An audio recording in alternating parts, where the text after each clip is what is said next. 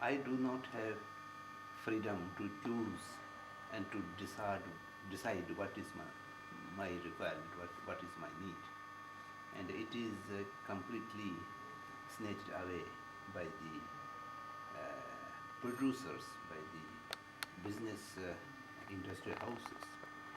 They educate you what you need. And they educate you what you need on your cost. Ready-made stores would say, oh, it is out of fashion. It is last year's fashion, and now you need some different kind of shirt. And shirt doesn't meant for your protection of body. The shirt become a kind of symbol of your status or your personality. These are all brainwashing from the business houses. It is one way. The other way is they are changing always the system. Today I purchased a computer and I'm struggling hard to acquainted with that system. And after a few months, they will say, no, it is outdated. You will not find any part of it. And the program is also now abundant. You need another kind. So then you have to earn for that. You have to purchase that. And then again you have to work hard to meet the expenditure. And then you become dependent on lot of this kind of equipments, and your freedom is losing. So the first and foremost important is to retain the discrimination power and to decide what is my need. There are a number of natural needs. The body needs a balanced diet. The body needs cleanliness. The body needs the house.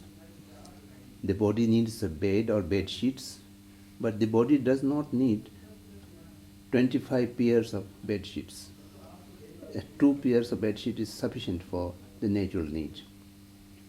But the artificial need, 25 pairs of bed sheet is also not enough. In Indian society, the rich ladies used to have 500, 600 pairs of sari, and even they change one sari each day throughout the year. She will not be able to wear all the saris she owes. So therefore she have to change thrice in a day to complete the cycle of wearing the saris. Yes. So these are absolutely unnecessary. Yes. So the body needs certain things, the emotions need certain things, the mind needs certain things. These are the basic requirements. Therefore, Mahatma Gandhi said that the earth, the Mother Earth, will definitely able to satisfy, to supply the basic natural needs of all living beings on it. But the earth will not be able to produce, to satisfy even a single person's greed.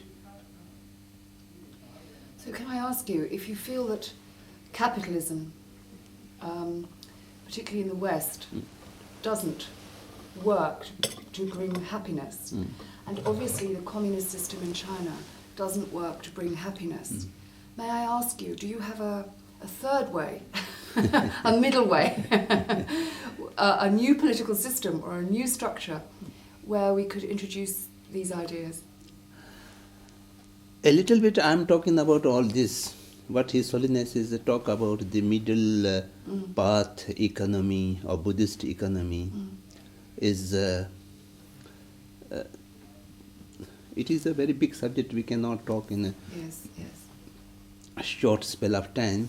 But the basic point is the economy must be a non-violent.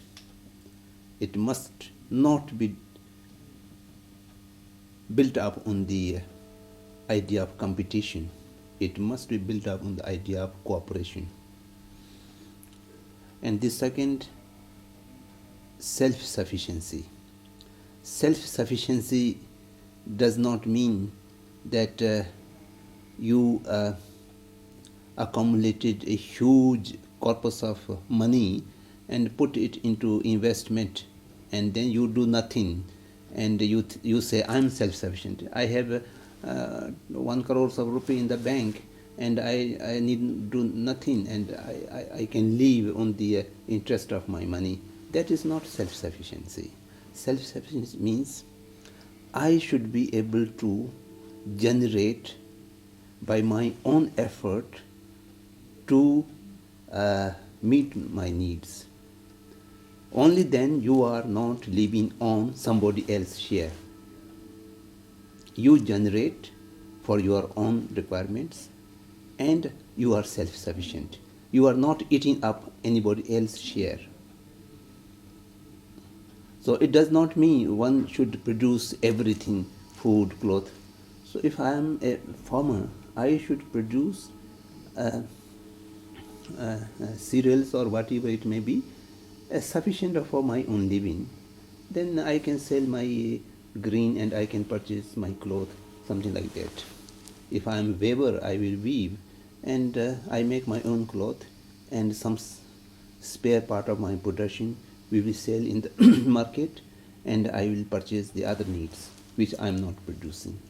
So everybody should work to produce something non-violently to meet for its own requirements, and that requirement should be reduced according to one's own mental attitude, and that can be. Then in this world no one would be poor, Yes. and no one would be disproportionately rich. So there would be some kind of equality, and that equality is the basis of human good relationship. Yes. Without forgetting the spiritual development as well. Spiritual development will automatically come if you have this kind of attitude, or on the other words, you can have this kind of attitude only you have certain basic spiritual development. So spiritual development cannot be considered as a separate from the way of life. Then it becomes impracticable. The way of life is must be weighed or weaving with the Yes. spirituality. Then the life quality can be improved.